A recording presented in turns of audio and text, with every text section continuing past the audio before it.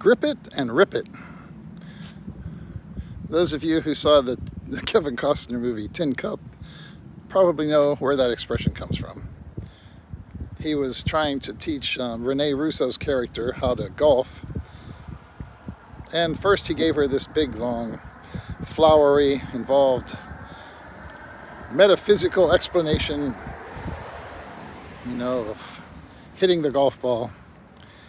And then he said, of course, there's the second school of thought, which is grip it and rip it.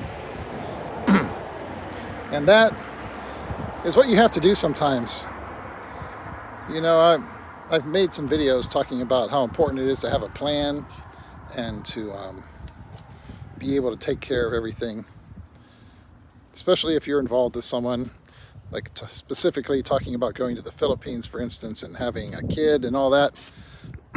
You need to be able to try and plan, take care of things. But the fact of the matter is, sometimes in life, it's impossible to plan for everything, and you just have to grip it and rip it. You have to live until you die, That's why we're here, to live. I saw a video this morning by a guy, the artist formerly known as Red Zone Mindanao, who's changed the name of his channel to something else. But he was talking about the person, we all know who he was talking about. He was talking about this hypothetical old American who comes to the Philippines when they're like in their mid-60s with a history of heart problems and all of that, and gets involved with some young woman, and since it's all about them,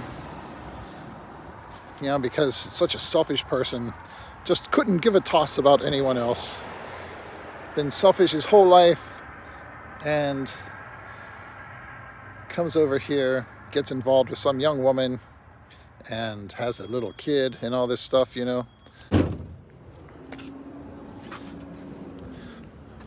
Sorry about that interruption. Had a message coming in from a HQ. So where was I? Okay, they have this kid, and very, very selfish. But the question is, if you're 65 years old, let's say, in your 60s, whatever, and you don't have a huge amount of money, you end up in the Philippines, what are you supposed to do? Are you supposed to die? Just say, well, screw it, I'm not going to live, and that's it. This is over because I have to be responsible and I can't be selfish, and I just have to not have a life now, Is that all that's left? Just because you're a certain age and you don't have a huge amount of money coming in every month, is that all that's left to you? Are you just supposed to die? This particular hypothetical foreigner, the one lesson I think he did teach us, actually someone commented on that video and they said that person, that they felt like he at least, made the best out of the cards that he'd been dealt, the hand that he'd been dealt. Obviously in life we can always say, well, were we just dealt that hand, or did we have something to do with the hand we got? But still, that's what it really comes down to, is doing the best you can with the hand that you've got to play, Probably a lot of you remember a channel called My Philippine Journey. Man, I forget the guy's name now. From Texas, went over to the Philippines, had his Social Security, I think maybe $1,200 a month, something like that. I forget now exactly what he said. This was back when $1,200 a month was more than it is now over there. But he went around, had his motorbike, went out, traveled around, had fun. Had a few different, girlfriends and stuff while he was over there. I think at the end I can't remember if he was married. I think maybe married. Had this one, young girlfriend or wife. But he had a really bad heart attack.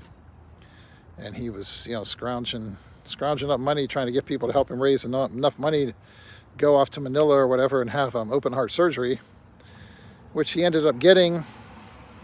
but his heart function was greatly reduced. It didn't last too long after that. But I used to like his channel a lot back in the day, and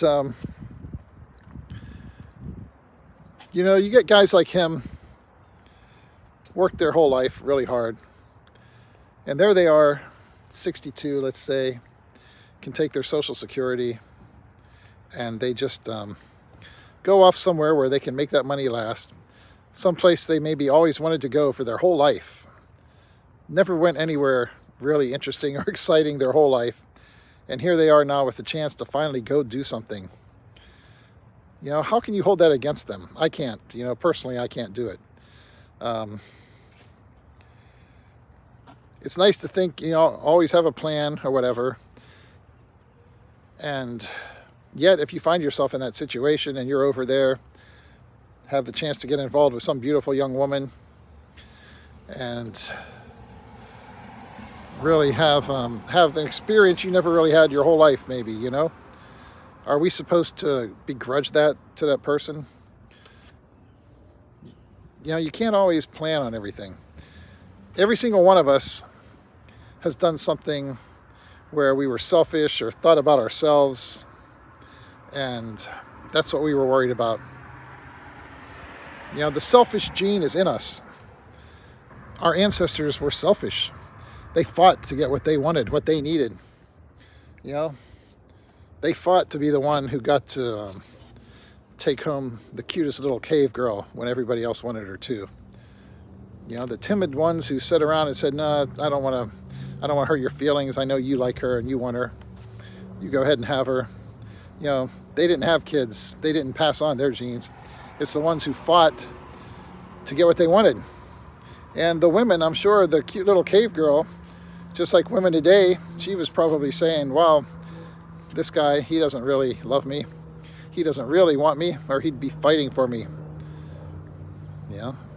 So there's a selfish gene in there from that side too, They're not interested in being with somebody who's too much of a wimp to make a move on them. Show me you like me. Show me that's what you want. That's where we came from. Every single one of us. We've got that in us. And that's why we're here. That's what makes the world go round. Because selfishness, is kind of like a form of ambition. And people, they want something and they're going to do what they have to do to get it. And there's nothing wrong with that. You got to live until you die.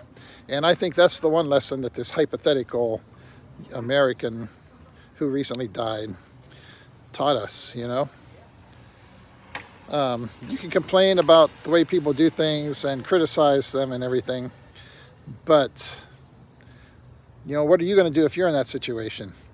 We all talk about having the right plan and making sure that everything is taken care of, but how many people, they find themselves in that situation, are going to just say, no, I'm going to be a monk, forget about that because I don't have enough money to leave you really well off if something happens to me. And the woman too, is she not doing what she wants to do? You can't just say it's all on the guy, because the woman is there. She's part of the equation too. Everybody, you have two extremes with people when they talk about Filipinas.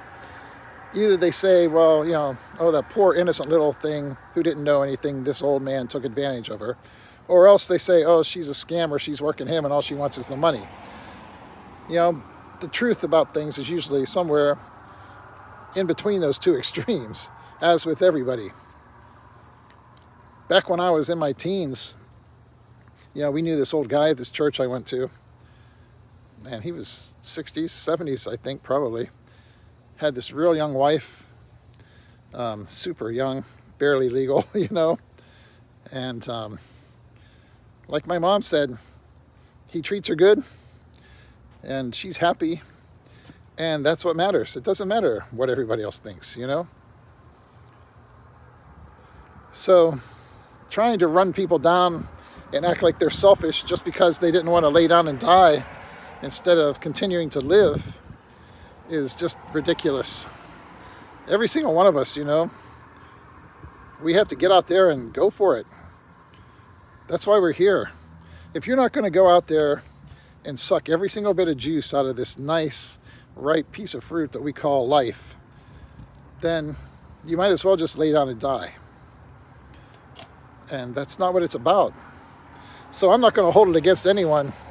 They go over to the Philippines or anywhere and try to keep having a life. A lot of these guys, they haven't had any kind of life at all until they got retired, you know? Slaved away, worked their asses off, and people make mistakes. People hurt other people, and it's usually not because they have any kind of real intention to. It's just life. Life is messy. Every single one of us have been in relationships, probably. You know, look back on young marriages and stuff like that. You know, then you end up with the person screaming at you, "Why did you have to love me? You ruined my life," you know? And why? Well, hey, sorry, I went for it, you know? And you wanted it too. And this is where we ended up, you know? Things happen. And it happens thousands of times in our life. You know, it's not just when we're old that we start doing things that can be considered selfish and where we're getting what we want, instead of, you know, trying to be a monk and sit around and say, well, I can't do that. That would possibly hurt someone someday. You know, you got to live. If you're not going to live, what's the point of being here? Yeah, I know there are people out there on YouTube who will try and tell you that you should just sit around, be a distinguished older gentleman, and sit around and contemplate your navel until you die or something. But, you know, what the hell fun is that? There's not much point in being here if you're not going to get out there and go for it. And I don't hold it against anyone who tried to live a life, you know? And as far as, you know, people growing up without their fathers and stuff like that, millions and billions of people, maybe not billions, but hundreds of millions have grown up without having had a father, you know, from a very early age. And that didn't mean they didn't enjoy their life. That didn't mean that we should feel bad for them, that they got to have the privilege of existing as an intelligent human being in this universe. It's a great gift. And certainly, if we knowingly are bringing someone into this world, we should try and set them up for success and try and take care of them. But to act like it's some kind of a tragedy that someone isn't going to get to play softball with their father when they're 6 years old or something, you know, the person's still going to have a good life. You know, or at least they can. And just being here is the important thing. You know, once you're here, then you have a chance to make a life. If you're not here at all, then you never know. I mean, we live in a time when people think nothing of, you know, of aborting their children and depriving them of that chance to ever be here. So I guess it's easy for some people to just say, screw it, he'd have been better off not being here. But I can't take that point of view. Anyway, grip it and rip it, man. Go out there and live. Don't worry about what other people say,